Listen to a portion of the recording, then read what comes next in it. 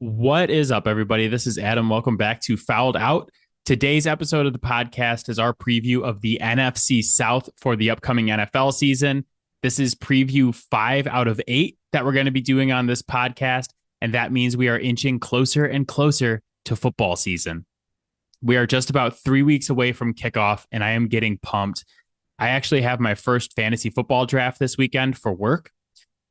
My big tip that I can share with you guys right now is that there are 2 running backs I am avoiding like the plague in the first round of fantasy drafts this year, and it is Devin Achane and Saquon Barkley. And I know that may sound asinine to some of you, but on the Barkley front, go back to the NFC East podcast that we just posted last week.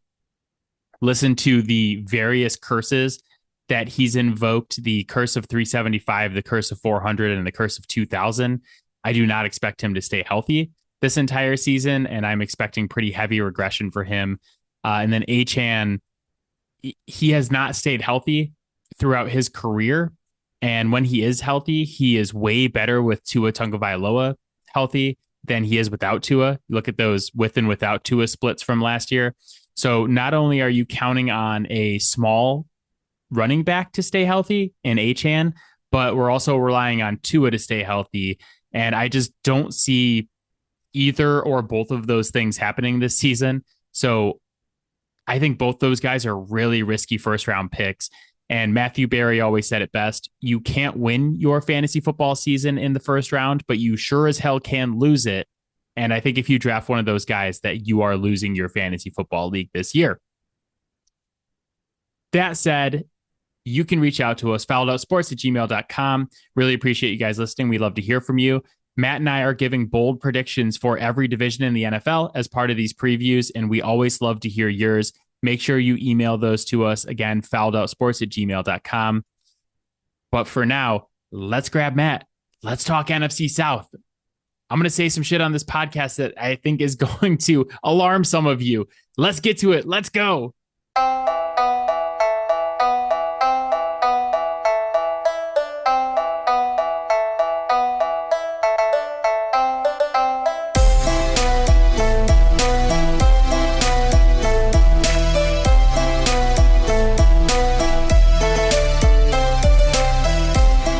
All right, Matt is here, ready to talk NFC South. Matt, how you doing, buddy? Good. How about you? I'm doing good. I wanted to lead off this podcast by talking to you about something that's really been pissing me off, though. This drives me crazy, and it happens every single year. I was watching preseason football because I am desperate at this point. And like Patriots' new running back Travion Henderson took the opening kickoff of their preseason game back for a touchdown. And the announcers and everybody's like, his first NFL touch. It goes for a touchdown. It's not his first NFL touch. It doesn't count. No. It's exhibition. It's practice. His first NFL touch doesn't come till week 1. It drives me insane that we do this. They're like, his first NFL action. I'm like, it doesn't count. Doesn't matter. But it was fun to see. The guys he was playing against are going to be practice squad guys. It was fun to see him take it back for a touchdown, though. I enjoyed it. Like, it got me hype on him because I know he has huge big play ability. Mm-hmm. But it's funny, like the things that get you hype in the preseason. Travion was blocking Von Miller the other day and took Von Miller to the ground on a pass blocking rep. And I was like, that's more important to me than Travion Henderson taking the opening kickback for a touchdown against taxi squad guys, basically. Yeah. I've loved seeing Isaac Tesla look awesome like all preseason. I'm also not going to pretend it means anything until week 1. Yeah, this is the thing that people always get fooled by, especially everybody with your fantasy football drafts coming up, is famous story from my fantasy football days. I got really into the Sam Bradford hype when he was the quarterback for the Eagles that one year. And I started him over Tom Brady week 2 of the fantasy season. And I did not win. I did not win because of that decision. And I had to sit at a concert with Kevin all night as his team beat mine because I benched Tom fucking Brady for preseason hype man Sam Bradford. Never again. I'll never buy into the hype again. what a dumb idiot. Luckily, that was a long time ago, and I've learned. But all right, it is an NFC podcast.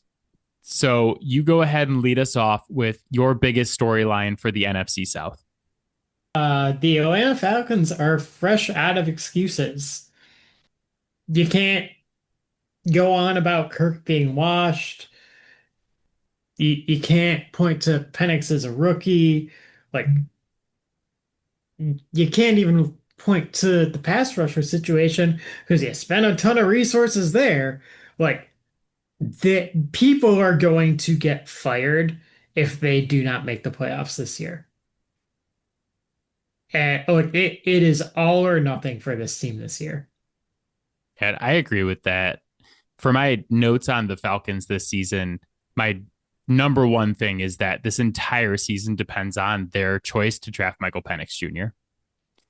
Because Yeah. this team has everything it needs to compete for this division. Beyond that, Yeah, offensively at least. I A lot remains to be seen on defense. yeah, it's a little bit TBD, but they have one of the top 5 O lines in the NFL still. They have one of the best running backs in the NFL, so they have an excellent run game. Yeah. Drake London had a breakout season last year. He's been very good.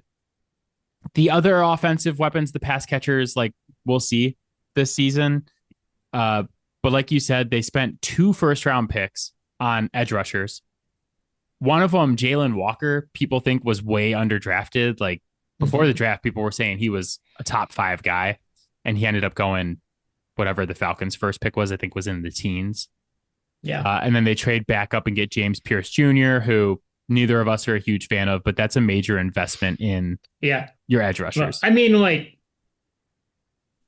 for all that I don't like about his game, or maybe some of the rumblings about his personality, like, he is a flamethrower off the edge. That is a style of pass rusher that has been successful in the NFL. Like, so, like, they have tools to use. How many times have we seen this in the NFL where a team goes out and has a ton of tools to use, and then they're just not good? Yeah. There was a time where James Pierce Jr. was the number 1 overall prospect in that draft class. That was a real thing. Yeah. Like a year ahead of the draft. People really thought that highly of him. Which is, looking back, it didn't end up that way, but like the talent was there at one point where they were like, this guy is the guy. I feel like people forget that the Falcons were 6-3 at one point last year. Mm-hmm. And then Kirk Cousins, like, there's not a word strong enough for how bad Kirk Cousins became immediately after that 6-3 start. So the first 9 games of last season, like I said, they were 6-3. Kirk Cousins, 17 touchdowns, 7 picks, 260 yards a game while completing 69% of his passes. The next 4 games, the Falcons go 0-4. Kirk Cousins, 0 TD passes, 8 interceptions. And if you watch the games, it looked worse than that. They kind of like refused to bench him for Penix. Like they're like, no, we're going to keep going. We're going to keep going. Even though if you watched even the first game of that run, it was like, holy cow, this guy is absolutely cooked. So last year, they had to. So they have Bijan Robinson, right? You have Bijan Robinson. You're going to run outside zone. You have to run outside zone because, like, he's really dangerous running that, right? There was no other team in the NFL that ran anywhere close to as much pistol as the Falcons did last year because Kirk physically could not get to where he needed to be to hand the ball off to Bijan Robinson on outside zone unless they were in pistol. Like you would have thought after they switched to Penix that the pistol would have decreased, but they actually used it more. ironically enough. So it seems like Penix just might be more comfortable playing that way. But uh look, they're gonna have to diversify this year if they're gonna be successful. Like you can't run that much pistol and expect teams to not to adapt to it. Yeah.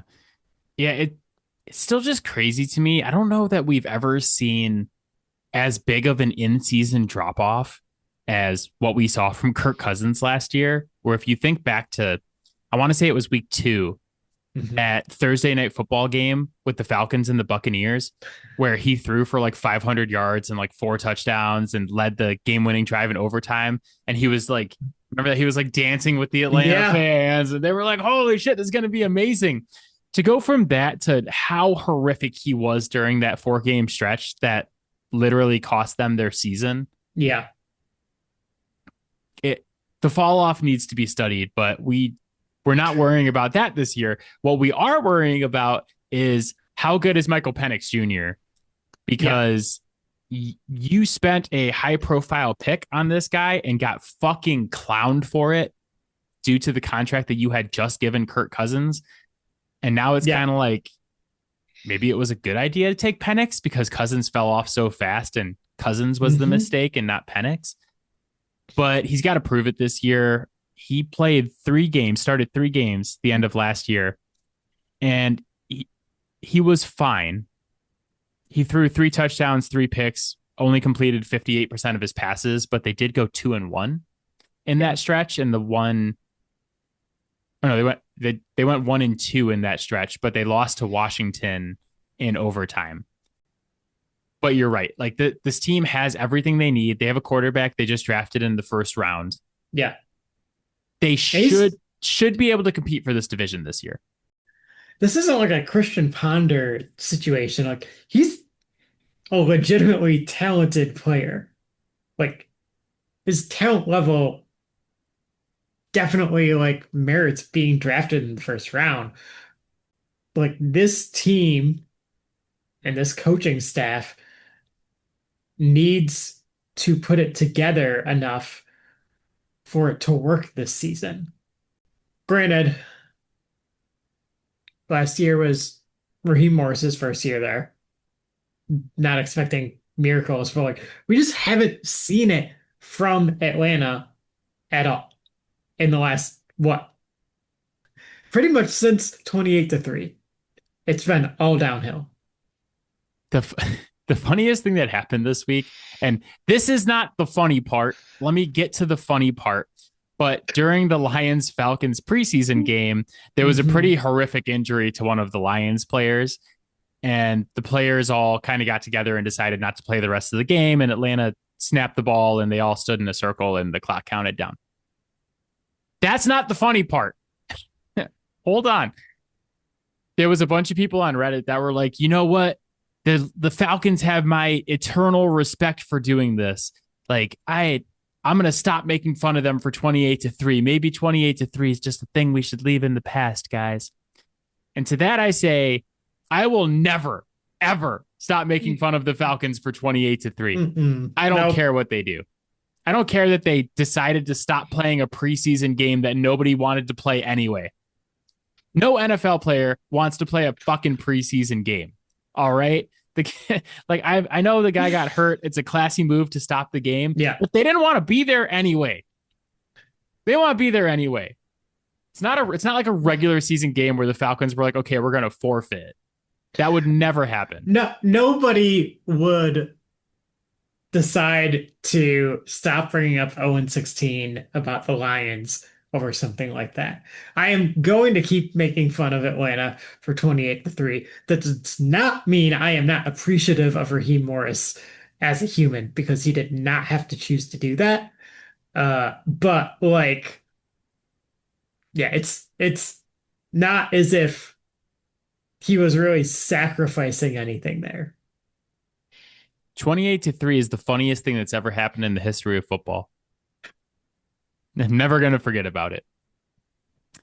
My biggest storyline for the NFC South is Bryce Young. So Bryce's time in the NFL has It's probably an understatement to call it a roller coaster. It's like, It's like an adventure park roller coaster. yeah, it's like a mega coaster. Like Not, there were no safety guards, no regulations. it's a roller coaster that someone built in their backyard, and you're like, is it safe? And they're like, yeah, it's totally fine. Jump on, Pro it'll be fun. Is it safe? Probably. Probably. If you make it to the end, it's really fun. His rookie season, not great, and he got badly outplayed by the quarterback who was drafted immediately after him, Hmm. which is just optically very, very bad for you. Yeah. Last year, he starts the season and he is so horrific that the Carolina Panthers are like, you know what? We've seen enough. We're benching you. We know we just traded all of this stuff, Caleb Williams, DJ Moore, Yeah. more picks for you. But these first 2 weeks have been so bad that we're done and we're going to Andy Dalton. Bryce Young does not get his job back until week 8 because Andy Dalton gets in a car accident and he has to emergency start. That's how bad. They're like, Yeah. after 2 weeks, they're like, we are completely done with you, even though we just drafted you first overall, like a little bit over a year ago. We are completely done. But he comes in and is pretty good, Yeah. right? For a couple starts. And then the last 3 starts of the year, he's really good. Really good. Really good. So they play Arizona, Tampa Bay, and Atlanta, which are not world beaters, but we're talking about the 2 best teams in your division, Yeah. right? With Tampa and Atlanta. He goes 10 total touchdowns, no turnovers. They go 2-1. He throws for 612 passing and 100 yards rushing, 65% completion percentage. Like those 3 games, I think, started showing everybody the flashes of what people were high on him thought he could be. But now is the time that we're really going to see what's there with him. I don't expect the Carolina Panthers to be amazing or win this division or really even be in the playoffs, but it is put up or shut up time.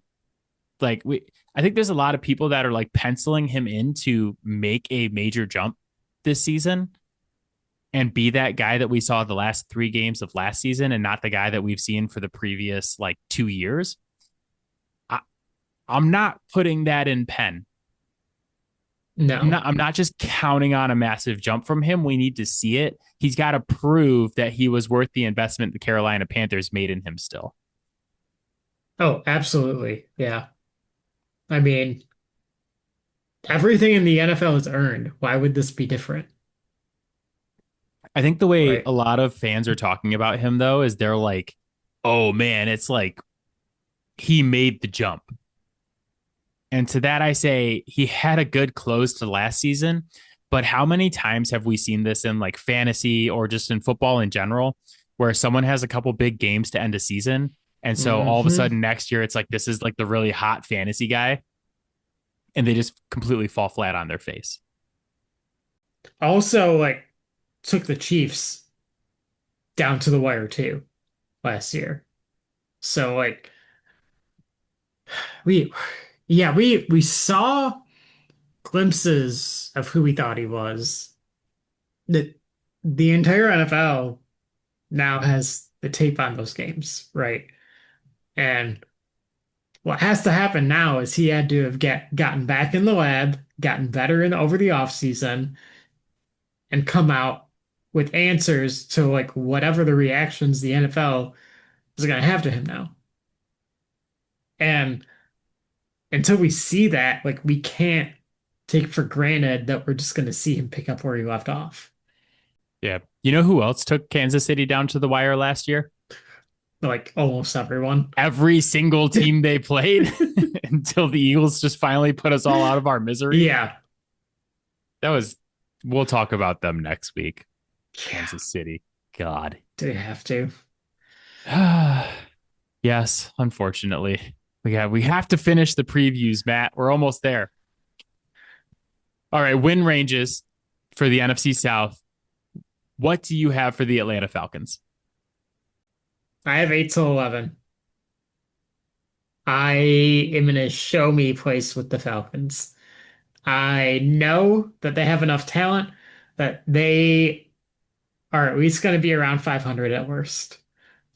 I am not going to put my faith in the ability of this team to truly kind of take control until they show they can do it. To this point, getting to 500 has been a struggle for them most years. I thought I was going to be the chaotic one on this podcast. I have 7-10 for the Atlanta Falcons. Their over under in Vegas is 7.5. I think Vegas is very tepid on Penix and Raheem Morris. I can see that. Yeah. Yeah. But we already kind of laid out the case. We talked about the Yeah. Falcons that they have a lot of talent. Hmm. The offense should be good. Yeah. It's going to depend on Penix. Yeah. Team 2, the Carolina Panthers, the Mad Cats. So back. I just think there's so much lost talent wise. I have 5-9 for them. I do think there's the potential for Bryce to kind of really show out this year and, announce himself as potentially a top 15 guy. But man, like all the capital they gave up to go get him. I do think getting Derek Brown back this year will be a big help, but like they've lost so much on that defense. I mean, it's him and JC Horn, right?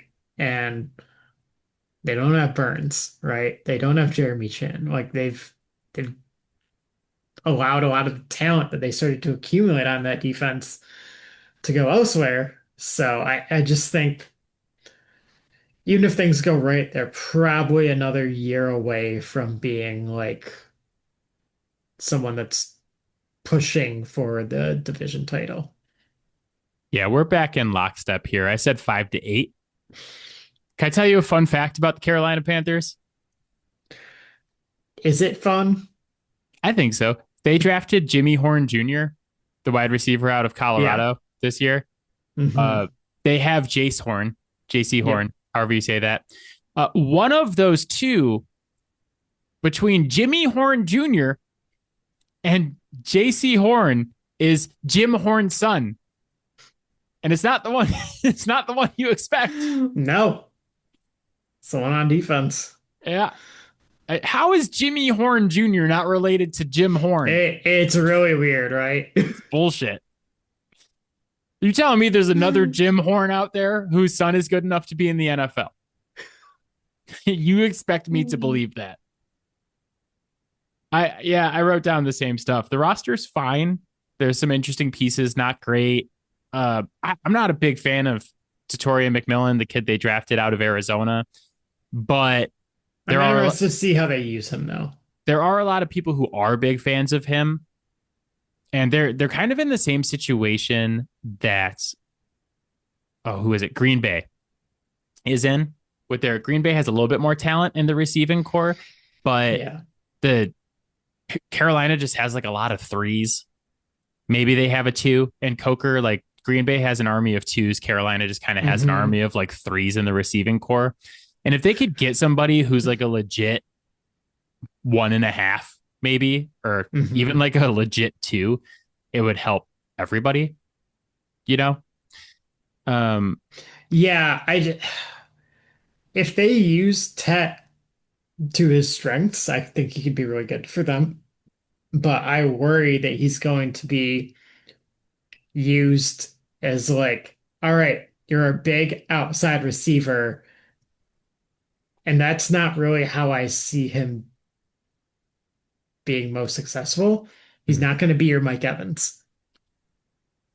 Yeah, that'll be interesting to watch, especially Yeah. because if he can open some stuff Yeah. up for Coker, like Coker Mhm. showed some flashes, Yeah. and they do have Chuba, who had his big breakout season last year. So Yeah. I that'd think be he could be interesting. really good out of the slot. He's really good like after the catch too. So there's things there that just Hope they focus on those things and not his physical profile. Yeah. So I think both of us are kind of lukewarm on them. I kind of expect them to be in like that 5, 6, 7 win range. It really Yeah. depends on what kind of jump Bryce does make, if he does make one. Yeah. Carolina Panthers over under is 6.5 Okay. in Vegas. So they're kind of right where we're at. Team 3, the New Orleans Saints. Feel like I'm being generous here, but I have them 1-4. I have 2-4. You're real generous. It is entirely possible that they are an 0-17 team. It's extremely hard to do, but man, the amount of dead cap they have on this team, that's the kind of team that'll do it. Yeah. Fun fact about the Saints.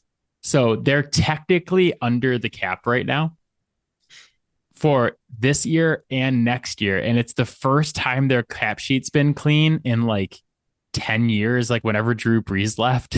It's like, oh, I know it hasn't been 10 years since Drew Brees left, but it's been a very long time since the Saints were. They're still paying Michael Thomas. Yeah, it's a problem. Their over under is 5.5, which is the same over under as the Giants, Jets, and Titans. I think by far this is the worst team in the NFL. I mean, Cleveland's going to be bad, so maybe by far is a stretch.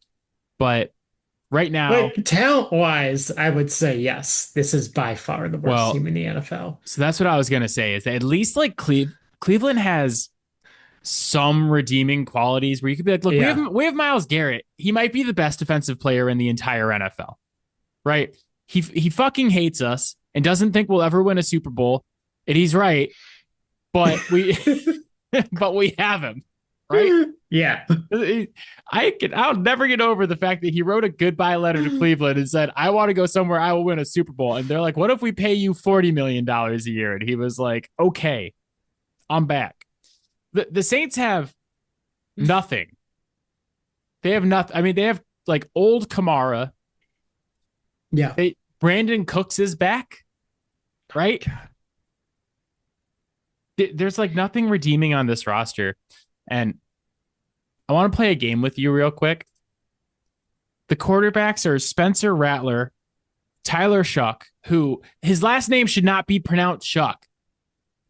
Sough is not Shuck. And I don't like it. Jake Hayner and Hunter Deckers. 4 quarterbacks who I have labeled 4 of the same person. And that person is basically just not good. I went through every quarterback in the NFL, starters and backups. How many quarterbacks do you think I came up with that I would rather start this season than one of the 4 guys on this roster? I would say at least 50. Yeah. 50. There are 50 quarterbacks in the NFL that I would rather start in 2025 than anybody on the Saints roster. So can you and I agree that every single team except for Cleveland has a better starter? Yeah. Okay, that's 30. I'll tell you the backup quarterbacks that I would rather have. I think some of these may shock you. Kirk Cousins, who we talked about. Jimmy Garoppolo. Daniel Jones. Jake Browning from Cincinnati. Jackson Dart. Definitely not. I actually don't have Mac Jones on this list. The next one on this list is Mac Jones. I do not have Mac. That's a personal thing, though. Yeah, it'll never be Mac. Marcus Mariota. Andy Dalton. Malik Willis. I said no to Jacoby Brissett. I just watched a whole season of Jacoby Brissett. No. Sam Howell. Aiden O'Connell. Cooper Rush, Gardner Minshew. I said no to Zach Wilson. Hendon Hooker. Joe Milton. Tyrod Taylor. I hate that I have to say his name that way. Tanner McKee, I feel like could be on this roster.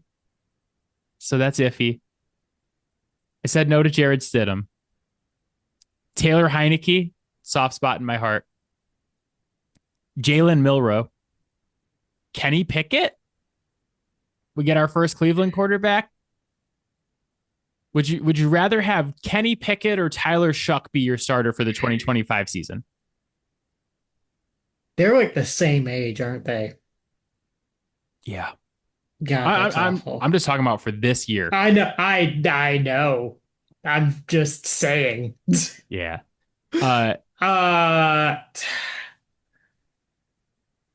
Probably take Pickett. Also, I would absolutely take Zach Wilson over either of those guys.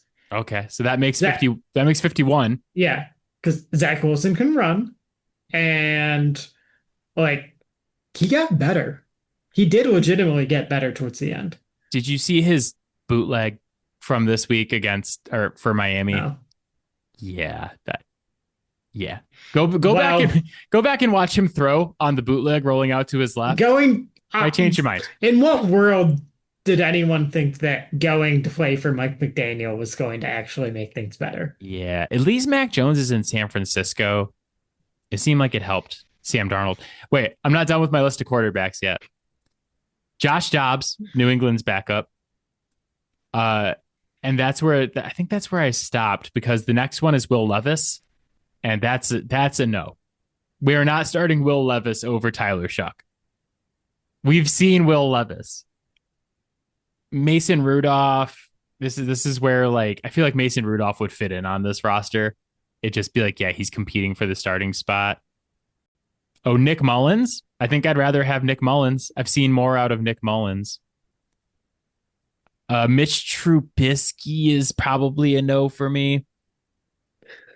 Davis Mills, Tyson Bagent, and Kyle Trask. Those are probably the no's. But so there's 30 starters. We added Kenny Pickett from the Browns. So there's 30 starters and 20 backups I would rather start than anybody who is on the Saints' current roster going into this season. And we didn't even look at third strings. Maybe we should go back and look at the third string guys. But if you want to try to sell me on like, hey, we think Shuck could be something in a couple of years. Okay, but for this season that we are talking about right now, it's bad. I think it's one of the worst quarterback situations I've ever seen where you're like, hey, we got this 35-year-old guy in the second round of the NFL draft. He's 25. I know that now. But they're like, hey, we got this really old guy who has not stayed healthy for any of the 6 years that he was in college until his final year at Louisville. And then when he did stay healthy, he was fine. But every other season he was hurt. So but also still really struggled with any kind of pressure. Yeah. Like was not about that. And they're going to have a ton of pressure this year because the offensive line sucks. The roster sucks. So, yeah, I think 5.5 wins that's going to be one of my favorite bets for the season is going to be the under. Yeah, seriously. Last team for this division, the Tampa Bay Buccaneers. I have 9-12. They're a good team. They're going to win games. There may be going to be games where it might not necessarily look pretty, but like, I think this is a good team. I really can't see them going below 500, and they have at the very least, borderline top 10 quarterback at this point. Like, they're pretty set to be above 500, and I think their ceiling is not as high as like some of the more premier teams, but any given game, like I think they can take any of those kind of teams on. So we're going to disagree here slightly. I said 8 to 10. The last 3 years, they've won 8 games, 9 games, and 10 games. So logically, they'll win 11 games this year, and you'll be right. But I love Baker Mayfield. I think he's one of my favorite non-Patriots in the entire league. Like, it's really, really hard not to love Baker. But I think your team has a very defined floor and a very defined ceiling with him as your quarterback. Like as good as he is, he does make some throws where you're like, oh, what the hell did he just do? You know, he was one of the league leaders in interceptions last year. He He was does. the league leader in interceptions Oh, last was year. he? Good. It proves my point. He was the league leader in interceptions last year. He But you know what else he probably will was? be again. Lead the league in passing yards, passing Touchdowns. touchdowns. Yeah. No, I mean, he's excellent, but like it is one of those guys where it's like you can't rein him in because if you do, you lose all the good stuff. But also it's like a no, no, no, no, no, yes guy. And Yes. sometimes that no, no, no turns into a no. He's so good, but also he has this like fatal flaw. Um, Listen, Adam, if you can't handle it my no, then you don't deserve to have me at my yes. yeah, I'm sure that Tampa Bay fans are getting pissed right now where they're like, give him the respect he deserves. And all I'm saying is like, it's still Baker Mayfield. Can, can I offer you a counterpoint? He is 30 now, right? He is transitioning into the prime age for quarterbacks, which I think a lot of people don't realize how late that age is. Quarterbacks don't fully cognitively like hit their peak until their Mhm. 30s. I don't know that he's going to put up numbers like he did last year every year, but I do think he has grown to the point where like his floor isn't what it was, right? His floor is a lot higher than what it was. He might have that play, but now, like before, Baker would come out and be like, "Oh, I got to make it all up on one throw," right? Now Baker will come back out and run the offense, right? Yeah. And then he'll go and try and get his chunk play. I cannot look at what I saw last year and say that's the guy that we saw in Cleveland. Oh God, no. But Yeah. I just think he's probably going to be the same guy this year he was last year. He's going to put up a ton of yards, a bunch of touchdowns, a bunch of turnovers. Which And that's just the oh experience. go look at what he did last year though and tell me like how many quarterbacks would you say that you would have taken over him last year? Oh, for sure. I think I had him in my top 10. Right. I don't think like looking at what he did, you can warrant more than like seven at most. So like he was really, really good last year. Um, It's fun. and That's a good number because I had him eighth in my quarterback rankings. yeah, Literally exactly eight. yeah. And then they went out and added Emeka Egbuka. I think that at the very least, it could boost the offense, but is also like I think a really, really good safety plan in case Chris Godwin can't stay healthy or starts to fall off because of the injuries. Well, Um, this is the thing is you yeah. added Egbuka, which is great. I really like Egbuka, but you Mhm. lost Godwin, who has been better than Mike Evans at times with Baker Mayfield when he's been healthy.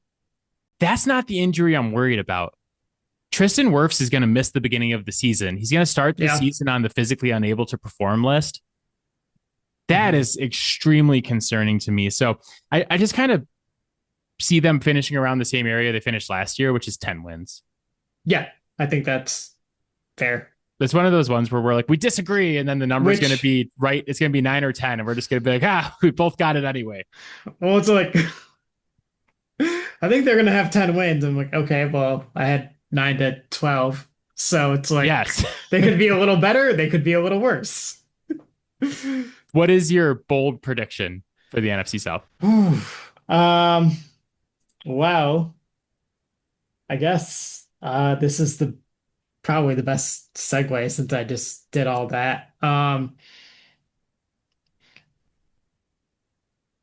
I don't know what's gonna happen with Baker's interception numbers, but I've heard enough wondering in the media about what is going to happen to him since Cohen is going to Jacksonville, that I think he's going to have a little chip on his shoulder. Uh, and as we all know, Baker plays his best ball when he's got a chip on his shoulder. Uh, I believe he set career highs last year in both passing yards and touchdowns, and I am going to predict he does that again. I think this is peak Baker. Comes out Yeah. with a chip on his shoulder, career high passing yards, career high touchdowns, career high interceptions. He's got to be like 5,000 yards, 40 touchdowns, 25 picks. So like this is it. We took last year, we just turned it up to 10. Can't even get to Jameis numbers. Bum.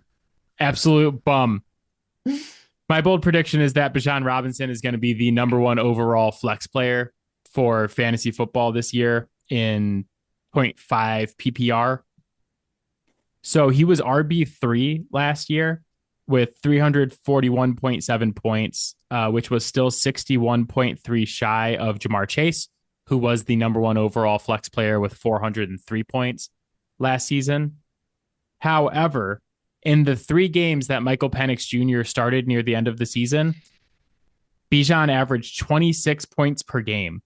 And on a 17 game pace, that's 442 points for the season. I don't think he's going to hit 442 points, but I think he has the upside to surpass basically what Chase did this like last year and be about a 400 point guy with, I think, the usage, the catches, the yards. Like, we don't have to go through the Kirk Cousins dead zone with him, where like he was actually like really good in that time because of all the dump offs. But I think about how much better the offense could have been if Kirk Cousins wasn't 0 touchdowns, 8 picks in those 4 games. And I'm like, all right, I think there's still upside for him here on this team. Ironically, he could bomb ass year, right? And there's a very real potential that the guy that was drafted after him prevents him from getting you that bold, because the Lions have been putting in work with both Monty and Gibbs on the field at the same time. Yeah, I actually considered Jahmyr Gibbs being the number one overall flex player as my bold for the NFC North. To me, it's like a coin toss between those guys. Just pick one person from every division and make that one of your bolds. Whoever the top fantasy player is in that division. I'll hit one. Who do you have winning the NFC South? For me, it's Tampa. To me, they're clearly the best team. And until Atlanta actually proves to be a real threat, I'm not really going to worry about them. Are you ready for this? Are you ready for this? No, therapy didn't work. The Atlanta Falcons are going to win the NFC South. It's our year. Go Falcons. It's been 3 straight seasons of me picking this dumbass franchise to win this division. And I don't know if I believe in the Falcons to actually win this division, or if I'm just terrified that this is going to be the year I don't pick them and they're going to fucking do it. If there's a year for this iteration of the Atlanta Falcons to win this division, it has to be this year, or heads are going to roll. Things are going to change. The roster is going to get turned over. You have to win 10 games this year if you're the Atlanta Falcons. Yeah. There's no excuses. You should have done it last year, but you were too cowardly to pull Kirk Cousins. I would even say 10 wins and not making a wild card probably still isn't enough.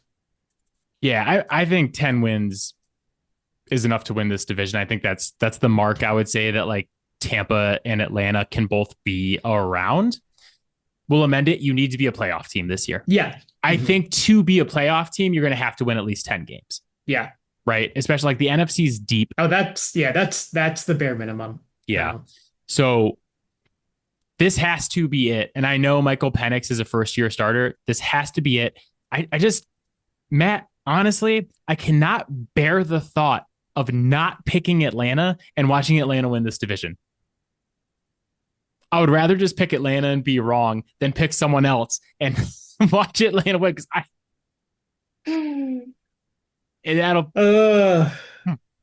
you're a broken man.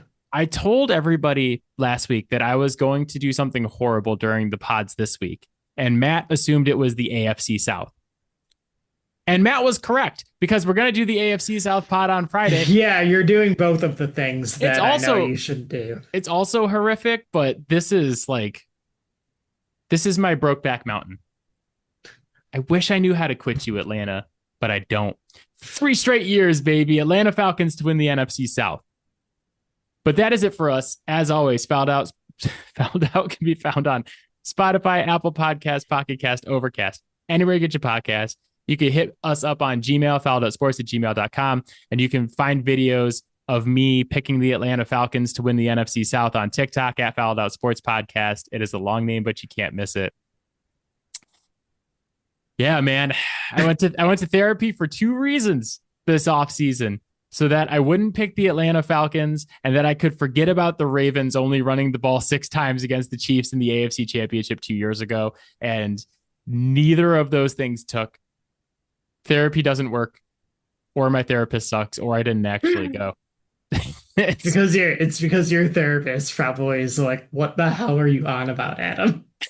It's like, I thought we were here to talk about your problems. I'm like, these are my problems. These are my problems. The rest of my life is fucking awesome, except for this. That's actually true. But yeah, I know. If I didn't actually go to therapy and the therapy was all in my head, how do I explain that to a therapist? Of like, yeah, I went to fake therapy for my podcast because of 2 football teams. And then I did it anyway. But all right, we will see you guys on Friday for the AFC South preview. Yeah. All right. Bye, guys. Bye, guys. Bye, Robin.